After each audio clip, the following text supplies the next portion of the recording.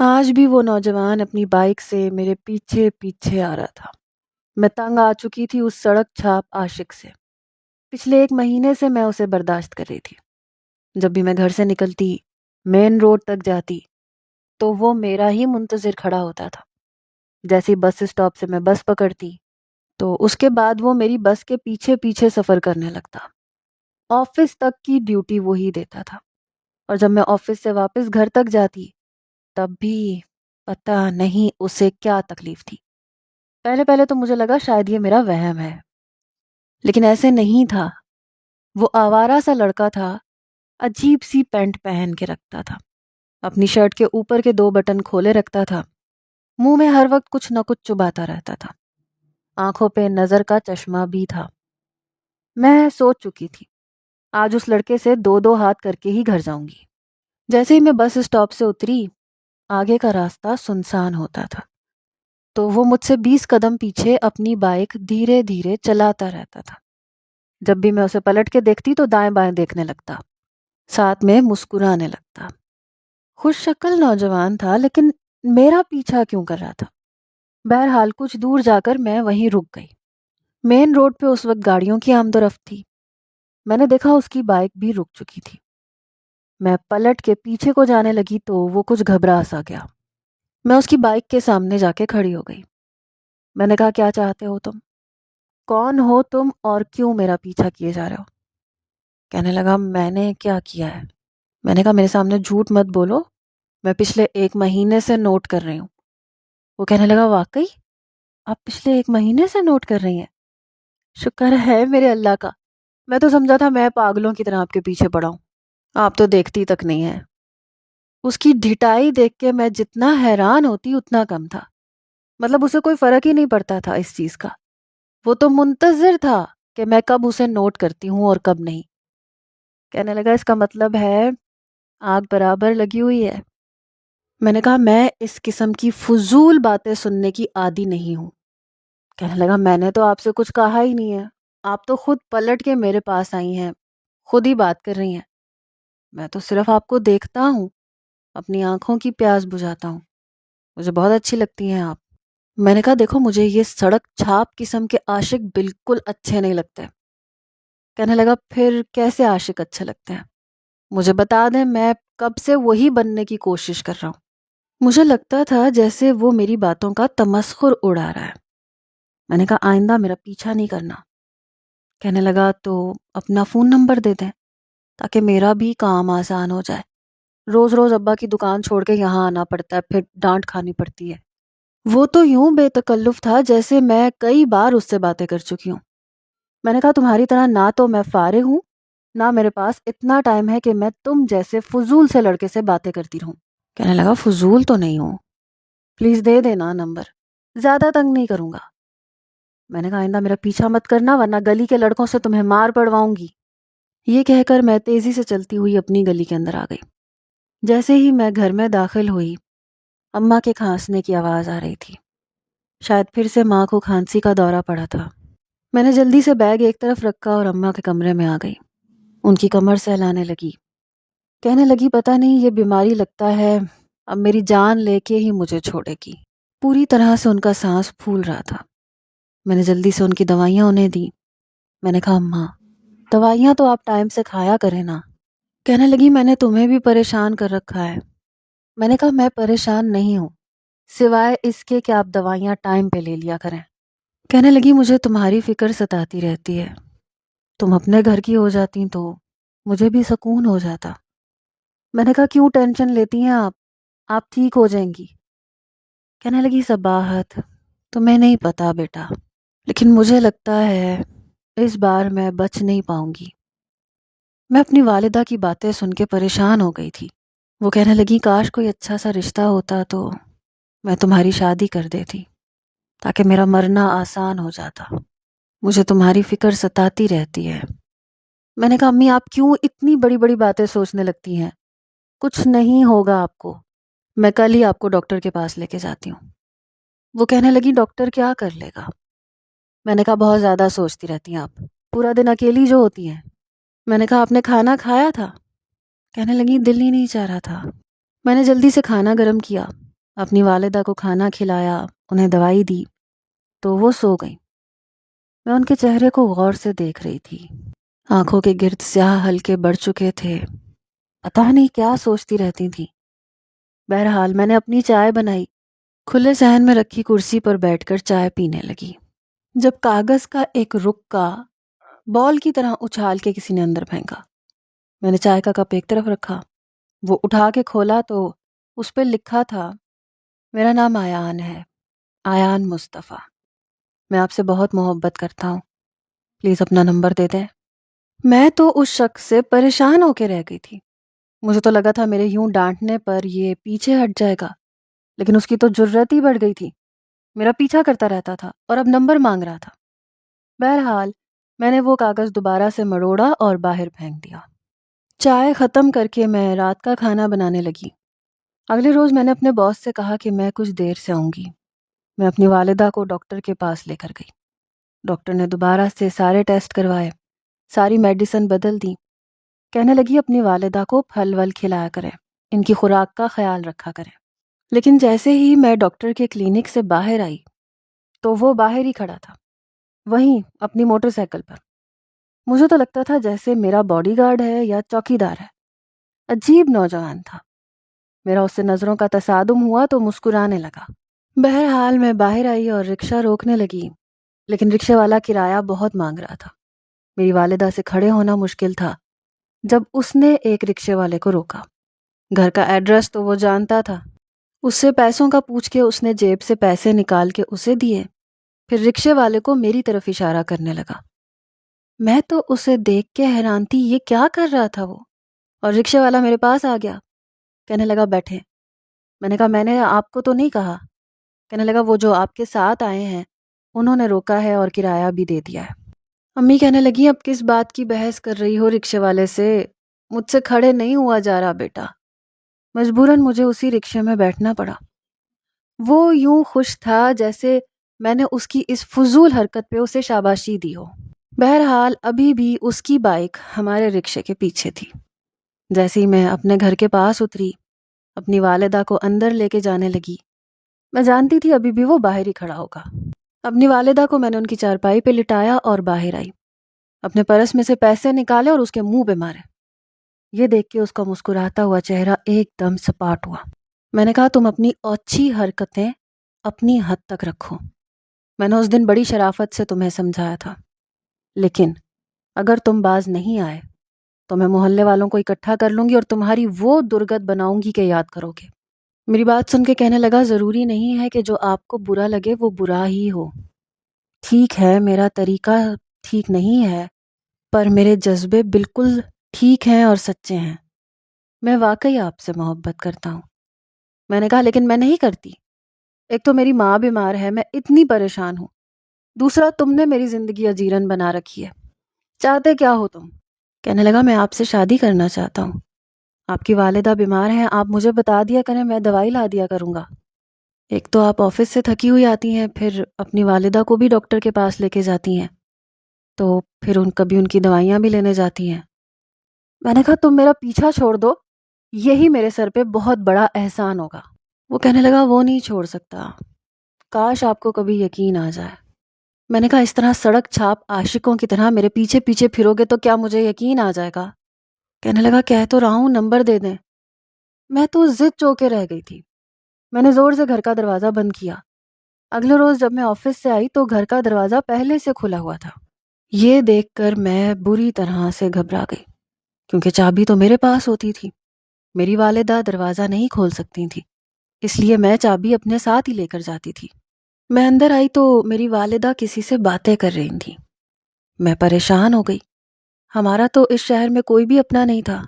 جیسے ہی میں تیز قدم اٹھاتی کمرے میں گئی تو وہ بڑے مزے سے میری والدہ کی چارپائی کے پاس کرسی رکھے ان سے باتیں کر رہا تھا۔ مجھے دیکھ کے فوراً سے کھڑا ہو گیا۔ میری والدہ کہنے لگی آؤ بیٹا، مجھے اندازہ نہیں تھا وہ اس حد تک آگے بڑھ سکتا ہے۔ میں نے کہا امی یہ کون ہے؟ کہنے لگی بیٹے پڑوسیوں میں سے کوئی ہوگا، کھانا لے کے آیا تھا، بس بڑی مشکل سے میں نے دروازہ کھولا تھا۔ کہہ رہا تھا تمہیں جانتا ہے، تم سے اچھی خاصی سلام دعا بھی ہے۔ پھر دوائیاں بھی لا کے دی۔ میں نے تو کہا تھا صباحت آئے گی تو دوائیاں لے آئے گی۔ میری والدہ کا ابھی بھی سانس پوری طرح سے پھول رہا تھا۔ کہنے لگی تب سے بیٹھا ہے، باتیں کر رہا ہے، مجھے تو وقت کا اندازہ ہی نہیں ہوا۔ میں اس نوجوان کے پاس آئی، میں نے کہا تم یہاں سے جا سکتے ہو اور آئندہ میرے گھر میں قدم مت رکھنا۔ میرا یہ کہنا تھا کہ وہ کمرے سے باہر نکل گیا۔ کہنے لگا دروازہ بند کر لیں، میں دروازہ کھلا ہی چھوڑ کے چلا جاؤں گا۔ اس کی یہ بات سن کے مجھے بڑا غصہ آیا۔ جیسے میں باہر آئی تو وہ باہر نکل آیا۔ میں نے کہا جاؤ یہاں سے، کیا ثابت کرنا چاہتے ہو کہ میں اکیلی لڑکی ہوں، بیمار ماں کے ساتھ رہتی ہوں، اس لیے آوارہ لڑکے میرے گھر میں آتے ہیں؟ کہنے لگا کون کہتا ہے آپ کو یہ؟ آپ بتائیں جی، میں اس کا منہ توڑ کے رکھ دوں گا۔ میں نے کہا یعنی کہ تم یہ ثابت کرتے ہو کہ تم آوارہ بدماش ہو؟ کہنے لگا کس طرح سے آپ خوش ہوں گی؟ اتنے جتن کر رہا ہوں آپ کے لیے، لیکن آپ کیوں نہیں سوچتی میرے بارے میں؟ میں نے کہا کتنا کماتے ہو تم؟ کہنے لگا سارا مسئلہ یہ ہے، میں کماتا نہیں ہوں، ابا کی دکان پہ بیٹھتا ہوں لیکن وہاں میرا دل نہیں لگتا، پرائیویٹ پڑھ رہا ہوں۔ میں نے کہا اگر تم مجھ سے شادی کرنا چاہتے ہو تو پہلے اچھی سی جاب کرو، یہ مت سمجھنا کہ میں کما کما کے تمہیں پالوں گی۔ میری بات سن کے کہنے لگا میں ایسا نہیں چاہتا۔ میں نے کہا ٹھیک ہے، اب تب آنا جب تم نوکری کر لو۔ کہنے لگا اتنا اچھا نہیں پڑھتا اور پھر پرائیویٹ کیسے پڑھ سکتا ہوں؟ آپ اندازہ لگا سکتی ہیں۔ میں نے کہا کیا پڑھ رہا ہو؟ کہنے لگا آئی کام بڑی مشکل سے پاس کیا ہے، دن بھر ابا کی دکان پہ ہوتا ہوں یا پھر آپ کے پیچھے، اس پر بھی اماں سے ڈانٹ کھاتا ہوں۔ پھر کہنے لگا آپ مجھے پڑھا دیں گی؟ دیکھنے میں لمبا چوڑا تھا لیکن اس کی باتوں سے میں اندازہ لگا چکی تھی مجھ سے یقیناً 5-6 سال چھوٹا ہوگا، بس قد کاٹ کا ہی لمبا تھا، ڈیل ڈول اچھا تھا اس لیے اپنی عمر سے بڑا لگتا تھا، اور اس کم عمر کے لڑکوں کو عاشقی کا بخار کچھ زیادہ ہی چڑھتا ہے۔ میں نے کہا ٹھیک ہے، میں تمہیں پڑھایا کروں گی۔ یہ سن کے وہ بہت خوش ہو گیا، کہنے لگا آپ بہت اچھی ہیں۔ میں نے کہا ہاں، لیکن تم انسان کے بچے بن کے آؤ گے اور مجھ سے کوئی فضول بات نہیں کرو گے۔ کہنے لگا نہیں کروں گا، آپ جیسا چاہتی ہیں میں ویسا بن جاؤں گا۔ میں نے کہا ٹھیک ہے اب جاؤ یہاں سے۔ پھر وہ دروازے تک جا کے رک گیا، پھر پلٹ کے کہنے لگا شادی تو کر لیں گی نا پھر مجھ سے؟ میں نے کہا آیان جاؤ یہاں سے۔ کہنے لگا آپ کے منہ سے میرا نام کتنا اچھا لگتا ہے۔ میرا دل چاہا میں اپنا سر دیوار میں دے ماروں، میری کوئی عمر تھی یہ کام کرنے کی؟ بہرحال اگلے روز وہ اپنی کتابیں اٹھا کے لے آیا، میں صحن میں اسے پڑھانے لگی۔ یہ نہیں کہ وہ ڈفر تھا، پڑھائی میں اچھا تھا، ذرا سا سمجھانے پہ فوراً سے سمجھ جاتا تھا، پورا سوال حل کر کے مجھے 2 منٹ میں دکھا دیتا تھا۔ پھر یہ ہونے لگا کہ وہ میری والدہ کی دوائیاں لا دیتا، ان کے پاس بیٹھا اوٹ پٹانگ باتیں کرتا رہتا اور وہ ہنستی رہتی تھی۔ لیکن ایک بار جب میں آفس سے گھر آئی تو وہ میری والدہ کو رکشے میں بٹھا رہا تھا۔ میں تیزی سے اس کے پاس پہنچی، میں نے کہا کیا ہوا امی آپ کو؟ کہنے لگا ان کی طبیعت بہت زیادہ خراب ہے۔ میں فوراً سے اپنی والدہ کے ساتھ ہی رکشے میں بیٹھ گئی۔ وہ کھینچ کھینچ کے سانس لے رہی تھیں، موٹر سائیکل پر وہ ہمارے ساتھ ساتھ ہی تھا۔ جیسے ہی ہم ہاسپٹل پہنچے کچھ دیر بعد میری والدہ مجھے چھوڑ کے جا چکی تھی، اور میرے لیے یہ صدمہ بہت بڑا تھا۔ میں سوچ بھی نہیں سکتی تھی کہ میری والدہ واقعی مجھے چھوڑ کے چلی جائیں گی۔ اس دن اس کے گھر والے بھی میرے گھر آئے، اس کی بہن بھی۔ واقعی وہ لڑکا برا نہیں تھا۔ کچھ دیر مجھے تسلی دے کر اس کی بہن اور اس کی والدہ جا چکی تھیں، لیکن وہ نہیں گیا تھا۔ ایسے لگتا تھا کہ کچھ نہ ہوتے ہوئے بھی وہ میرا اپنا ہے، لیکن اب میں اکیلی ہو گئی تھی۔ کچھ دن بعد میں نے پھر سے آفس جوائن کیا۔ ابھی بھی وہ مجھ سے پڑھنے آتا تھا، لیکن اب میں اسے پڑھانے سے گھبرانے لگی تھی کہ کہیں لوگ باتیں نہ بنائیں۔ میں نے کہا کہ اب تم اچھا پڑھنے لگ گئے ہو، اب مت آیا کرو۔ وہ کہنے لگا کیوں نہ آیا کروں؟ آپ کو پتہ ہے اس بار میرا رزلٹ بہت اچھا آیا ہے، اور میری والدہ کہتی ہیں کہ تمہاری ٹیچر بہت اچھی ہیں، تمہیں بہت محنت سے پڑھا رہی ہیں۔ اب تو ابا کی دکان پر بھی میں کافی سنجیدگی سے کام کرتا ہوں، بس مجھے بہت جلد کامیاب انسان بننا ہے تاکہ… یہ کہنے کے بعد اس نے دوبارہ سے کتاب پہ نظریں مرکوز کر لیں۔ میں اپنی والدہ کی وجہ سے بہت زیادہ افسردہ رہنے لگی تھی۔ 15-20 دن تک تو وہ چپ چاپ صحیح رہا، لیکن پھر مجھ سے کہنے لگا آپ ہر وقت روتی کیوں رہتی ہیں؟ میں نے کہا تم سے یہ کس نے کہا کہ میں روتی ہوں؟ کہنے لگا آپ کی روئی روئی آنکھیں بتا دیتی ہیں۔ حالانکہ اس کے آنے سے پہلے میں اچھی طرح اپنی آنکھیں دھوتی تھی ٹھنڈے پانی سے، تاکہ اسے محسوس نہ ہو کہ میں رو رہی ہوں۔ لیکن رات کو نیند نہیں آتی تھی، اپنی والدہ کی یاد آتی تھی، لیکن اس کے آنے سے پہلے میں اچھی طرح ٹھنڈے پانی سے اپنی آنکھیں دھوتی تھی تاکہ اسے پتہ نہ چل سکے۔ لیکن پھر بھی پتہ نہیں اسے کیسے پتہ چل گیا۔ میں رجسٹر پر اس کے ٹیسٹ کے لیے سوالات لکھ رہی تھی جب اس نے اپنا ہاتھ میرے ہاتھ پہ رکھا۔ میں بری طرح سے اچھل کے رہ گئی۔ میں نے جھٹکے سے اپنا ہاتھ اس کے ہاتھ سے پیچھے کیا۔ میں نے کہا یہ کیا کر رہے ہو تم؟ ہاتھ پیچھے کرو اپنا۔ کہنے لگا کیا ہو گیا؟ میں صرف ہمدردی کی خاطر ہاتھ رکھ رہا تھا، ہر وقت نیگیٹو مت سوچا کریں میرے بارے میں۔ میں نے کہا پھر بھی دور رہا کرو۔ یہ کہہ کے میں دوبارہ سے ماتھے پہ بل ڈالنے لگی، اس کے رجسٹر پر سوال لکھنے لگی، لیکن اس کی چبھتی ہوئی نظریں میرے ہی چہرے پر تھیں۔ جب میں نے اس کی طرف گھور کے دیکھا تو ذرا سا مسکرانے لگا، کہنے لگا آپ بہت اچھی ہیں، بہت شریف ہیں، آپ کو نہیں پتا میرے دل میں آپ کے لیے کتنا خاص مقام ہے، میں اسے الفاظ میں بیان نہیں کر سکتا۔ میں نے ایک گہری سانس لی۔ میں اس کے جذبوں پہ شک نہیں کر سکتی تھی، لیکن کچھ حقیقتیں ایسی تھیں جن سے اسے آشنا ضرور کروا سکتی تھی۔ میں نے کہا تم جانتے ہو تم مجھ سے کتنے چھوٹے ہو؟ وہ اپنے رجسٹر پر میرے دیے گئے سوالات کے جوابات لکھ رہا تھا۔ میرے اس سوال پہ اس نے ایک نظر میری طرف دیکھا، پھر کہنے لگا میں سمجھا نہیں۔ میں نے کہا تقریباً تم 6-7 سال تو چھوٹے ہوگے مجھ سے۔ کہنے لگا تو؟ میں نے کہا کچھ نہیں، اپنا کام کرو۔ اس نے رجسٹر سامنے رکھے ٹیبل پہ پھینکا، پین بھی پھینک دیا۔ کہنے لگا پہلے اس بات کو کلیئر کریں، آپ کی اس بات کا مطلب کیا ہے؟ میں نے کہا تم مجھ سے بہت چھوٹے ہو۔ کہنے لگا آپ کہنا کیا چاہتی ہیں؟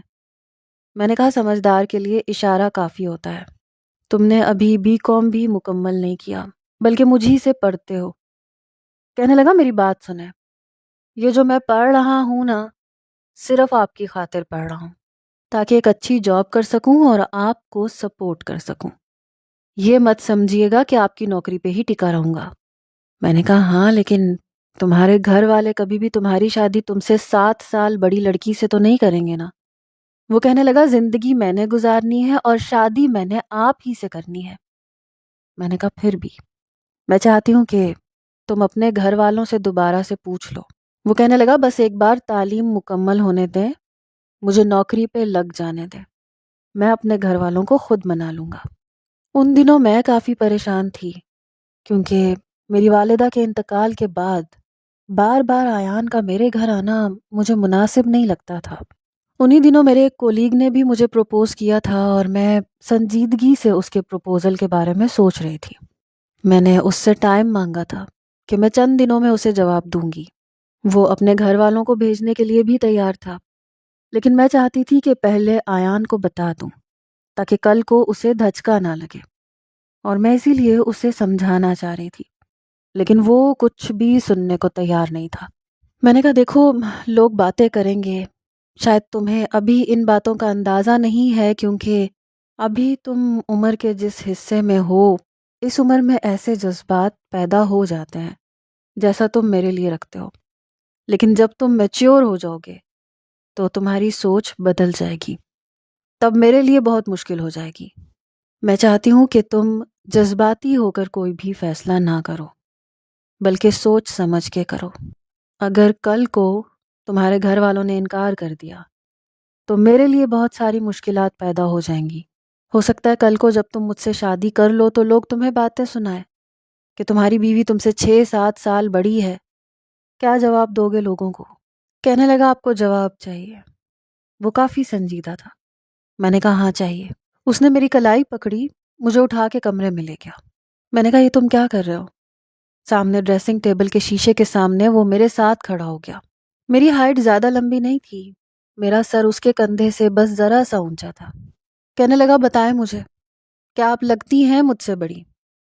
میں نے کہا ابھی نہیں لگتی، لیکن کم از کم تمہیں 5-6 سال چاہیے، تم تعلیم مکمل کرو گے، اچھی سی جاب کرو گے، تب تک میں شاید تم سے دیکھنے میں بڑی لگوں۔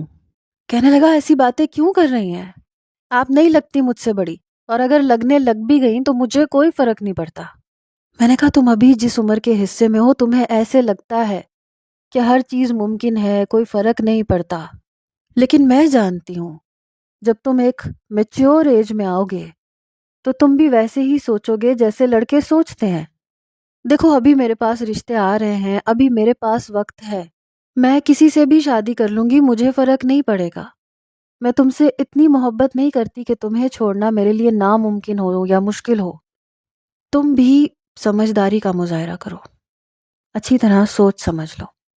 ہو سکتا ہے کل کو تمہارے گھر والے تمہیں مجبور کرنے لگے، وہ منع کر دیں، لیکن پھر اس وقت میرے پاس کوئی بھی آپشن نہیں رہے گا۔ میں تم سے سیدھی اور صاف بات کر رہی ہوں۔ میں نے بنا لگی لپٹی رکھے اسے حقیقت کا ایک رخ دکھایا تھا۔ وہ کہنے لگا آپ کو کیسے اعتبار آئے گا بتائیں؟ میں قسم کھا لیتا ہوں میں شادی کروں گا تو صرف آپ سے کروں گا۔ میری زندگی میں اگر کوئی آ سکتی ہے تو وہ صرف آپ ہیں۔ خدا کے لیے میرا بس انتظار کر لیں، بخدا آپ کی ساری خواہشات، ساری ضروریات کو پورا کروں گا۔ اسی لیے محنت کر رہا ہوں، ورنہ میرا باپ مجھے پڑھوا نہیں سکتا تھا۔ پھر کہنے لگا اگر آپ کے لیے کوئی بھی رشتے آ رہے ہیں تو خدا کے لیے ان کو منع کر دیں، میں آپ کو کسی اور کے ساتھ برداشت نہیں کر سکتا۔ اس کی آنکھوں میں آنسو تھے، پتہ نہیں اس کی محبت کے آگے میں کچھ بے بس سی ہونے لگتی تھی۔ حالانکہ میں ایسی لڑکی تھی نہیں کہ یوں جذباتی ہو جاتی، لیکن آیان بہت جذباتی تھا۔ کہنے لگا پلیز صباحت کسی اور کو مت اپنائیے گا، میری خاطر چند سال انتظار کر لیں۔ میں نے کہا پہلے جاؤ اپنے گھر والوں سے بات کرو، پہلے ان سے پوچھو، پھر اپنی والدہ اور بہن کو میرے پاس بھیجنا۔ جب تک وہ مجھے پسندیدگی نہیں دیں گی میں کوئی بھی فیصلہ نہیں کر سکتی۔ وہ کہنے لگا آپ کو مجھ پہ اعتبار نہیں ہے، آپ کو میری ماں اور بہن پہ ہے۔ میں نے کہا دیکھو مجھے صرف تمہارے ساتھ نہیں رہنا، مجھے تمہیں تمہاری فیملی سے الگ نہیں کرنا، مجھے مل کر ان کے ساتھ بھی رہنا ہے۔ کہنے لگا میں آپ سے وعدہ کرتا ہوں۔ اس نے اپنے دونوں ہاتھوں سے میرے ہاتھ پکڑے، کہنے لگا میں جب تک زندہ ہوں میں آپ کے ساتھ وفا کروں گا۔ میرے گھر والے چاہے آپ سے کچھ بھی کہیں، آپ کو ان پہ کان دھرنے کی ضرورت نہیں ہے۔ میں سمجھ گئی کہ شاید اس کے گھر والے مجھے پسند نہیں کرتے۔ میں نے کہا تمہاری بات کا مطلب کیا ہے؟ وہ کہنے لگا میں کہہ تو رہا ہوں مجھ پہ اعتبار رکھیں، وقت آنے پر میں اپنے گھر والوں کو منا لوں گا۔ پتہ نہیں کیوں میں نے اس کی بات مان لی۔ میں نے اپنے کولیگ کو منع کر دیا، حالانکہ وہ مجھ سے بار بار پوچھ رہا تھا۔ جیسے اس کا BCom کمپلیٹ ہوا اس نے یونیورسٹی میں داخلہ لے لیا، لیکن اب میں نے اسے گھر آنے سے منع کر دیا۔ وہ فون پر مجھ سے رابطہ ضرور رکھتا تھا، روز بات کرتا تھا۔ ایک بار اس کا فون آیا، کہنے لگا صباحت مجھے تھوڑے پیسے ادھار مل سکتے ہیں؟ میں نے کہا خیریت؟ کہنے لگا یار بس ابو سیمسٹر کی فیس نہیں بھر رہے، مجھے اس وقت 80,000 کی اشد ضرورت ہے، کیا تمہارے پاس ہیں؟ میں واپس کر دوں گا، بائی گاڈ جیسے ہی جاب لگے گی میں تمہارے سارے پیسے واپس کر دوں گا۔ میں نے کہا کوئی بات نہیں میں دے دیتی ہوں، اپنا اکاؤنٹ نمبر مجھے بھیجو، میں تمہارے بینک میں ٹرانسفر کر دیتی ہوں۔ کہنے لگا بہت بہت شکریہ، میں کوشش کروں گا کہ تعلیم کے دوران ہی مجھے اچھی سی جاب مل جائے، میں تمہارے سارے پیسے واپس کر دوں گا۔ میں نے کہا نہیں مجھے پیسوں کی ضرورت نہیں ہے، پہلے تو میری والدہ زندہ تھیں، حیات تھیں تو ان کے ڈاکٹر اور دوائیوں میں پیسے لگ جاتے تھے، میرا ایک اکیلی لڑکی کا خرچہ ہی کیا ہے، ایسے ہی پڑے ہوئے ہیں تو تمہارے کام آ جائیں گے تو اچھی بات ہے، بس تم دل لگا کے پڑھو اور کوشش کرو کہ تمہاری جاب جلدی لگ جائے۔ میں نے یہ کہہ کے فون بند کر دیا، اس کے اکاؤنٹ میں پیسے بھی ٹرانسفر کر دیے۔ اگلے دن وہ بہت خوش تھا، میں جیسے ہی اپنے آفس سے نیچے اتری تو بائک پہ کھڑا تھا۔ میں نے کہا تم یہاں کیا کر رہے ہو؟ کہنے لگا بتاتا ہوں، پہلے ابھی جلدی سے بائک پہ بیٹھو۔ میں نے کہا میں تمہارے ساتھ گھر نہیں جاؤں گی، لوگ عجیب نظروں سے دیکھتے ہیں، اب تو محلے والی خواتین نے بھی باتیں بنانی شروع کر دی ہیں۔ کہنے لگا آگ لگاؤ سب کو، میرے ساتھ بیٹھو نا یار، بہت ضروری بات کرنی ہے تم سے۔ میں بائک پر اس کے پیچھے بیٹھ گئی، وہ مجھے ساحل سمندر لے گیا۔ کہنے لگا تم سوچ بھی نہیں سکتی میں کتنا پریشان تھا، سب دوستوں سے پیسے مانگے لیکن کسی نے نہیں دیے۔ میں نے کہا تو تمہارے والد نے کیوں نہیں دیے؟ کہنے لگا اب چھوڑو اس بات کو، بس ایک بار میری جاب لگنے دو، مجھے کامیاب ہونے دو، میں ایک فلیٹ لوں گا، ہم لوگ وہاں رہیں گے۔ میرے ہاتھ پہ ہاتھ رکھ کے اس نے کہا تھا، پھر ادھر ادھر کی باتیں کرنے لگا۔ میں بچی تو نہیں تھی، اچھی طرح سمجھ رہی تھی کہ اس کے گھر والے اسے سپورٹ کیوں نہیں کر رہے، صرف اس لیے کہ وہ مجھ سے شادی کرنا چاہتا ہے۔ میں نے کہا اگر کوئی مشکل ہے تو بے شک تم راستہ۔ میری بات ابھی یہیں تک پہنچی تھی کہ اس نے میرے منہ پہ ہاتھ رکھ دیا، کہنے لگا سوال ہی پیدا نہیں ہوتا راستہ بدلنے کا، راستہ بدلنے والوں میں سے نہیں ہوں میں۔ پتہ نہیں کیوں میں اس کی باتوں میں آنے لگی تھی، اتنی کم عمر نہیں تھی، لیکن میں اسی کی طرح ٹین ایج لڑکیوں کی طرح سوچنے لگی تھی، جذباتی ہونے لگی تھی، شاید محبت کرنے لگی تھی، پر میں نہیں جانتی تھی کہ یہ میری سب سے بڑی غلطی بن جائے گی، کیونکہ وہ جو بھی تھا تو ایک مرد ہی، اور مرد کی فطرت میں وفا نہیں ہوتی۔ میں نہ جانے کیوں یہ بات بھول گئی، اور اسی چیز کا خمیازہ مجھے اس عمر میں بھرنا پڑا جب